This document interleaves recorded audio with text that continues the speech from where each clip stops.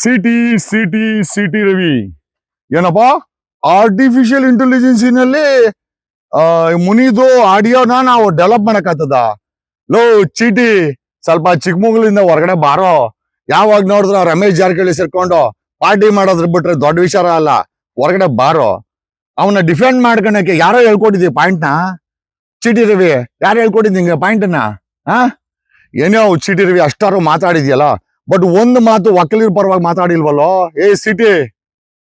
City Ravi, ಯಾವ ಸೀಮೆ ಒಕ್ಕಲಿಗನೋ ನೀನು? ಬರೀ ಪಾರ್ಟಿನ ಡಿಫೆಂಡ್ ಮಾಡ್ಕೊಂತೀಯ. ನಿನಗ್ ಗುಮ್ಮದ್ರೆ ನಾವು ಬರೋದು ಒಕ್ಕಲಿಗರು, ಅರ್ಥ ಮಾಡ್ಕ. ಅಮಿತ್ ಶಾ ಬರ್ತಾನ, ಬಿಜೆಪಿ ಬರ್ತಾರ, ಸಂತೋಷ್ ಬರ್ತಾರ? ಒಂದು ಓಡಿಲ್ ಹೇಳುವಲ್ಲೋ ಸಿಟಿ ರವಿ. ಏನಿದ್ರು ನೀನು ಅವನ ಜೊತೆ ಪಾರ್ಟಿ ಮಾಡಕ್ ರೆಡಿ ಸರಿ. ನೀನು ಪಾರ್ಟಿ ಮಾಡಿ ಯಾವ್ದನ್ನ ಗಾಡಿ ಸಿಕ್ಕರೆ ಯಾರನ್ನ ಹತ್ತಿಸ್ಕೊಂಡು ಹೊರಟೋತೀಯ. ಆರ್ಟಿಫಿಷಿಯಲ್ ಇಂಟೆಲಿಜೆನ್ಸ್ ಇಲ್ಲ ಅಂದ್ರೆ ಅದೆಲ್ಲ ಓಕೆ ಅಂತ ಹೋಗಲ್ಲೇ ಫಾರೆನ್ಸಿಕ್ ಲ್ಯಾಬ್ ಬಿಸಾಕಿದೀವಿ ಅದನ್ನ. ಹೋಗ್ ನೋಡ್ಕೊಂಬ. ಅವನು ಒಕ್ಕಲಿಗರನ್ನೇ ಬೇಕು ಅಂತಾನೆ ಅವನು. ನೀನೊಬ್ಬ ಒಕ್ಕಲಿಗನಾಗಿ ಚೀಟಿ ಹಿಂಗೆಲ್ಲ ಮಾಡ್ಬೇಡ ಚೀಟಿ, ಬೇಜಾರಾಗುತ್ತೆ ನಂಗೆ. ಓಕೆ, ನೆಕ್ಸ್ಟು ಇವನು ಯಾರ ನಮ್ಮ ಅಶೋಕ ಜಗ್ಗೇಶ್ ಜೊತೆ ಜಾಸ್ತಿ ಆಯ್ತು ನಿಂದು ಜಗ್ಗೇಶ್ದು ಜಾಸ್ತಿ ಆಗಿದೆ.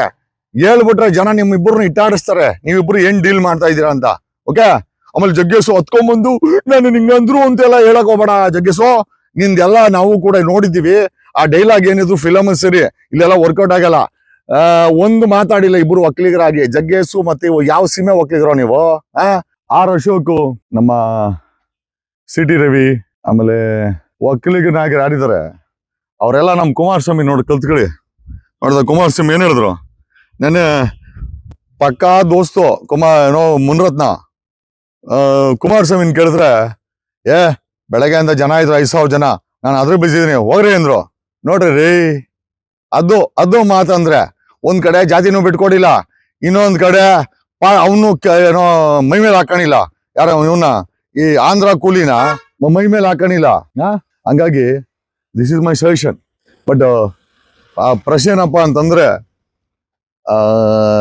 ಕರ್ನಾಟಕದಲ್ಲಿ ಸಾರ್ವಜನಿಕರೇ ಸಂವಿಧಾನದ ಕಿಂಗ್ಗಳು ಅನ್ನೋದನ್ನ ನಾವು ಪ್ರೂವ್ ಮಾಡಕ್ಕೆ ಇಷ್ಟೆಲ್ಲ ಮಾಡಿದ್ದು. ಎಷ್ಟೋ ಜನ ಅಂತಾರೆ, ಈ ಕಚಡಗಳನ್ನೆಲ್ಲ ಯಾಕೆ ಮೈ ಮೇಲೆ ಹಾಕಂತಿರ್ರಿ ಅಂತ. ಅಯ್ಯೋ, ಈ ಕಚಡಗಳನ್ನ ಬ್ರಿಟಿಷರ್ನ ಗುಡಿಸಿದಂತ ನಾಡು ನಮ್ದು. ಈ ಭ್ರಷ್ಟರನ್ನ ನಾವು ಗುಡಿಸಿಲ್ಲ ಅಂತಂದ್ರೆ ಆ ಋಣ ನಮ್ಮ ಮೇಲೆ ಇರ್ತದೆ. ಹಂಗಾಗಿ